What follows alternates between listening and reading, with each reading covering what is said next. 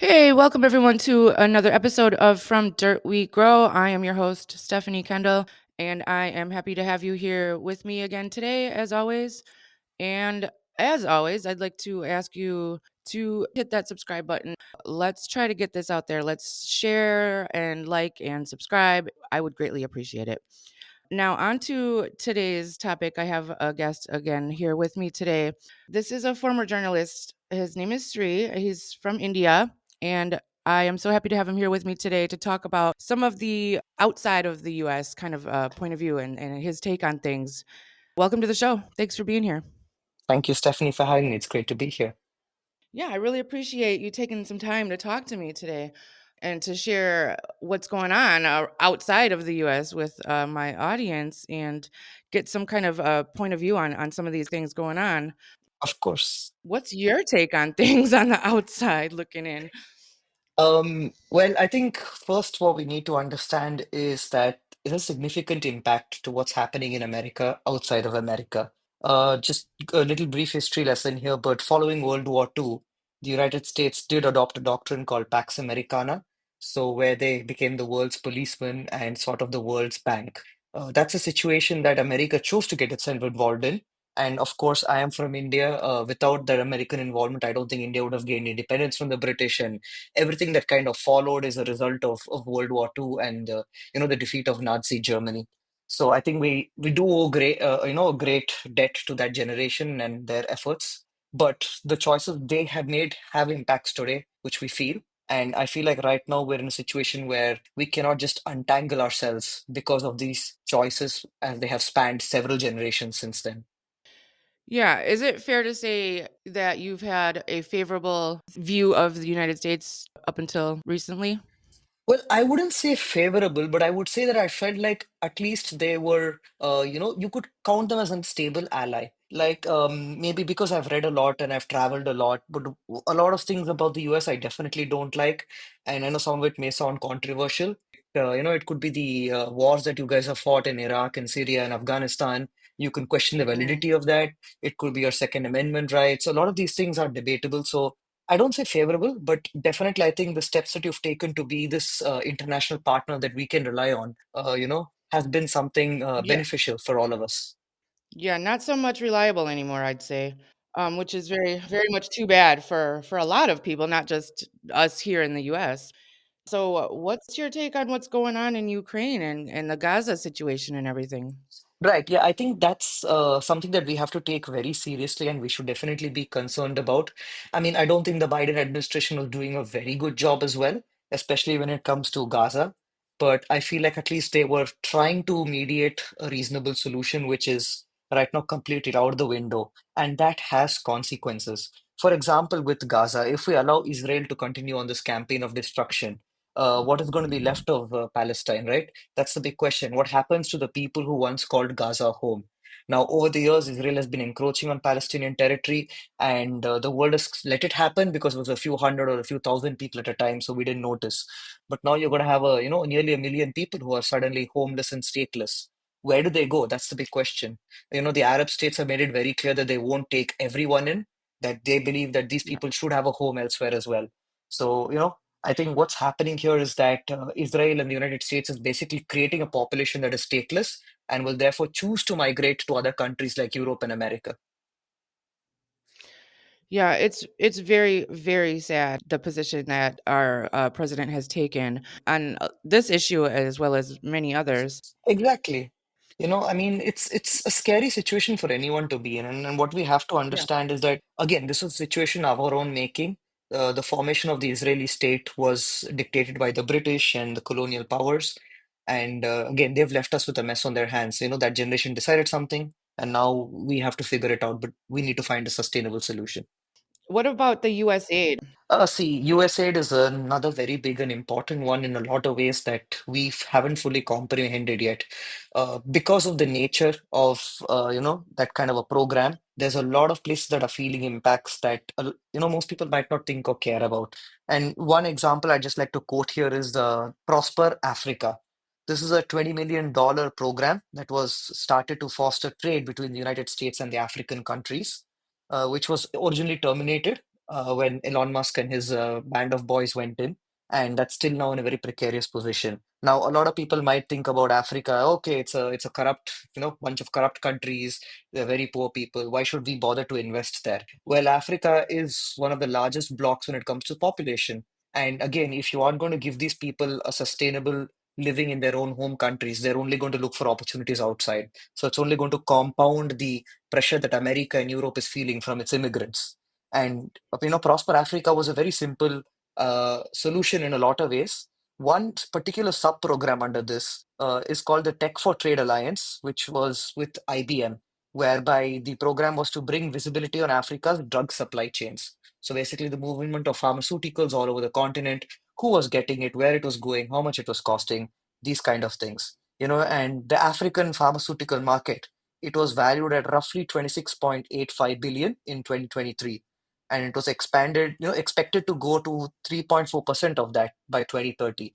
So that's considerable growth. That's a considerable market that, American pharmaceutical companies can invest in, and they can actually get Yeah. returns in, because Africa is a country that's unfortunately, sorry, it's a continent that's unfortunately, suffering from a lot of disease. So there is opportunity there, even if you look at it from a very capitalistic sense. But because of USAID now, that opportunity is lost to the Americans. Now, Africa sadly has, I guess it's an estimated 8 million people living with HIV, and they're losing their medication. Exactly. Yeah, it's one of the highest rates of HIV in the world. And what can be done? What do you think would be a solution?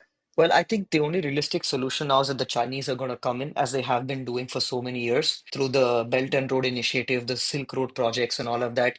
China has been funding infrastructure projects in Africa. And I think if America chooses to step away from its responsibilities in terms of healthcare, education, investment in business, the Chinese will come in and replace America. And that's only going to create more competition for America on a global sense, but it's also going to be to the detriment of the rest of the world, because China's philosophy is very simple. It gives these loans to these countries, and when they are not being able to be paid back, China then takes land and builds military bases on this land. We've seen this in Djibouti and in Sri Lanka more recently, where China has now established foreign military bases using this very principle, whereby it gave out loans to Mhm. these nations and the nations and then not able to pay back. So that is only going to create competition for America now on the global stage, but not just America, for other democratic nations like the European Union. Tourism is also a failing aspect nowadays with everything going on. How is that affecting? I mean, we're scared to go anywhere because we don't even know if we can come back in. It's Right. kind of an insane situation right now. How is that affecting everywhere else? Well, I completely agree with you. I had plans to come to America next year to watch the FIFA World Cup. Now I have dropped all those plans completely. I don't believe I'll be safe Yeah. in the United States. So I'm now looking at options. And interestingly, I think Mexico might be a lot safer than the US right now, which is saying something. Yeah, that's saying a whole lot. Yeah. Exactly. And I'm not the only one. Everyone feels the same way. Everyone is scared to travel. And in researching for this episode, I just learned some statistics that international visits to the US have fallen by approximately 14% in March 2025 as compared to March 2024. The biggest drops have Yeah. been from Canada and Western Europe, and this has a monetary impact. This has a huge monetary impact. Every 1% drop in international visitor spending is close to 1.8 billion lost in export revenue. These are not numbers I've come up with. These are numbers I've come up that have been issued by the US Travel Association and other major research organizations.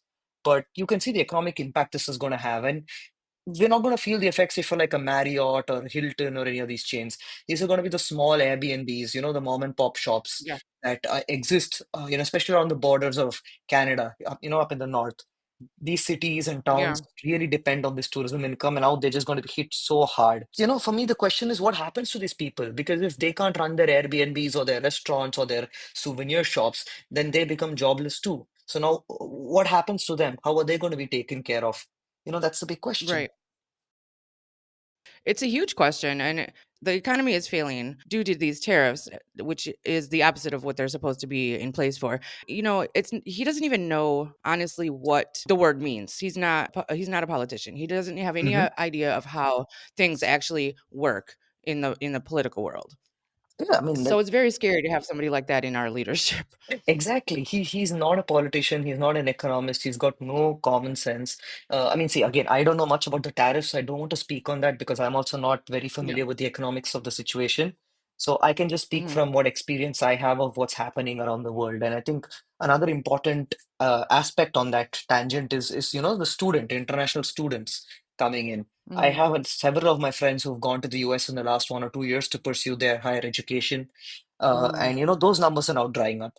And that directly impacts American students because foreign students, we pay a higher fee to get into university there because that allows the university to subsidize local students. It's a very simple trade-off, Mm. right? And it's something that we as foreign citizens have been happy to do because of the quality of education that America provides. But now, between March 2024 and 2025, the total number of international students has declined by 11.33%, which is the only decline Wow. since 2021. So now you've got close to 12% of international students coming less to the US, which means your student fees are going to go up. For those of you who take student loans, those rates of the loans are going to go up. The duration of paying those loans back is going to be higher. You guys are suffering because of this decision. Mhm. Yeah, in more ways than one, I'll tell you. And then he's cut funding for the Department of Education. If every single decision, it seems like, is the opposite of progress, it's rather mind blowing. Exactly. Yeah, I mean, it's scary because again, I think one thing we look up to America is your research, through the universities predominantly, but also the private end companies. The kind of research and development you guys do, that's also going to be now drastically taking a hit because you are no longer having the best and brightest minds come in. And you just have to look back, to some of the world's greatest inventions, from Wi-Fi, the atomic bomb, all of these Mhm. GPS. All of these were inventions and discoveries made by American universities. And now, if you don't have those Mm. kind of minds coming in, you guys are losing the race. And it's your loss because now it'll be China and Absolutely. Asia and Europe that's going to take over when it comes to researching these innovations.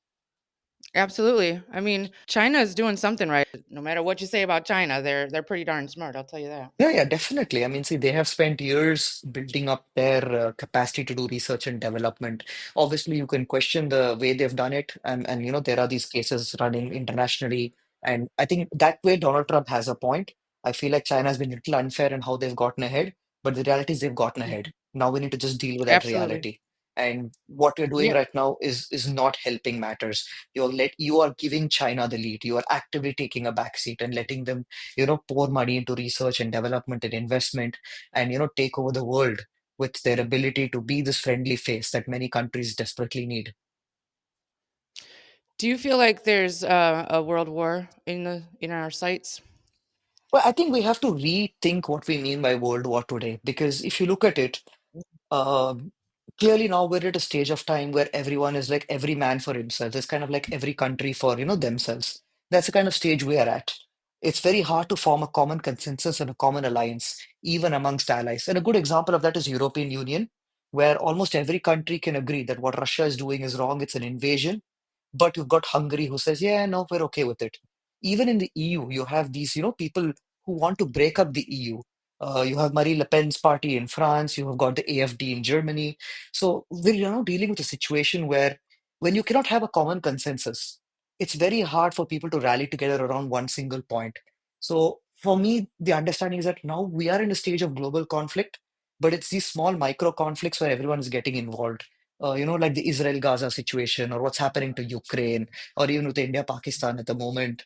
You've got other wars. You've got Syria, the civil war just recently concluded, and whatever's left of that, you've got Yemen, you've got Somalia. All of these countries are in a constant state of conflict now. So I feel like we are engaged in a global war situation. It's just not as cohesive as it was during World War One or World War Two. Yeah, that makes sense. That's a good point. With all the things that he is doing or not doing, right, anyways, what he is focusing on, it seems like, is trying to take over smaller countries that he can turn into his, like, private billionaires Hmm. players club or something, he's worried Yeah, about building these Mar-a-Lago number 2. yeah. These are the things he's focusing on, and it embarrassing for the United States. He's making us a laughing stock. No, for sure. I mean, it is embarrassing. It's embarrassing, I think, for everyone when you think about it. And I think in a way, Britain realized that early on. We let Boris Johnson kind of emulate Donald Trump, and then the British realized that this is not going to work for us. Canada saw that and recently elected Mark Carney, and I believe even in Australia, there was a backlash against the Conservative Party there. So yes, the world is realizing that this is not sustainable, and that's good. But the fact of the matter is now you guys have got Donald Trump for the next 4 years. You have to figure out how to live with that. You've got, the midterms coming up. It's an opportunity to hit back, and that's something that really needs to be looked at very carefully and closely. And I mean, I don't say this lightly, but the Democrats currently are incapable of fielding a good opposition. I look at what they're doing as well, and that concerns me because if there is no opposition, you're letting this man run free. And very recently, I remember reading about 2 days ago where Stephen Miller said they were looking at suspending habeas corpus. This is now we are firmly in the territory of Nazi Germany. What the Trump administration doing is nothing short of what Adolf Hitler and the Nazis did. And people need to reset and Absolutely. wake up before the devastation is too late because unlike in 1930 and 1940, you are not going to have anyone marching through to liberate America. That's just not a realistic proposition. Yeah, and the way he's killing allied forces with other countries, the way he's making enemies of everybody. Yeah, we're in a world of our own over here. Yeah. We're gonna be completely alienated from the rest of the world, and it's nobody's gonna come to our aid, that's for sure. The way he's burning bridges. Maybe it's just the social what I follow seems to be against him. So I'm like, "Well, how is there all this pushback, but he's just still out here running around doing what he wants to do?" I mean, the man's been impeached 3 times. Nothing sticks for him. He's got 34 felonies. Nothing sticks. It's like he's invincible, and he's acting that way as if Yeah. he is, and he knows it. And it's I don't know what it's gonna take to stop him, and I hope to God we don't have him for 4 years. Mm, Yeah. yep, I think it's a good opportunity, with the midterms. I mean, again, like I said, you look at people like Chuck Schumer and Nancy Pelosi, they are clearly incapable, of dealing with this current situation. And I'm not saying that if Mhm. you look at like Ilhan Omar or AOC, they're any better. Everyone's got Mm. flaws, but I think, that's where, Yeah. as a country, you guys have to rally now around the realization that maybe these flawed people just might be your last hope. Because if you don't Yeah. give them that opportunity, and if you don't hold them to account, because they have to be held to account as well, that's important. But if you don't, Mhm. uh, it's only going to get worse. Yeah, I completely agree. We do have rallies going on, but they don't seem to be, doing anything. Mhm. It's not enough. There's got to be something else. It's got to be bigger. If Yeah. the Democrats can just rally around a couple of really good candidates, can rally around a strategy that resonates with the American people, I feel like the midterms will bring about the change that can hopefully start the fall of the Trump empire. Your viewpoint from the outside, like I said, is very valuable, and I appreciate it very much. You give us another perspective here, and it's enlightening to hear just how much it's everything's being affected, not just us here in the United States. Obviously being Mhm. here, we're in the thick of it. Exactly. I mean, the last thing I'd like to say on that note is that what happens in America does affect the rest of the world in every sense. Because if your economy tanks, the economy in India, in the UAE, in England, in Germany, it all tanks, we all feel the effects of that. If you guys, the currency, the US dollar falls, then the currency falls for everyone. It becomes harder for me to send money back home. There are effects, knock-on effects to all of this. If Americans suddenly will have this massive rise in people who lose their jobs, that increases the pressure on other countries because now suddenly they have this possibility of this many people coming in because their economy might be better or something. The effects are Yeah. global and you cannot detach the United States from the rest of the world. So whatever we do, we have to face it together now, whether we like it or not. Very true. I very much appreciate your point of view here and for joining me today. Thank you so much. If you want to check out anything we have talked about on today's episode, there are resource links provided in the episode's description box. Please go ahead and check it out. I want to thank everyone for being here. I want to thank you ahead of time for your subscribes and your likes and your shares. All are appreciated, as are you for being here with us today. And hopefully, I will see you next week on From Dirt We Grow.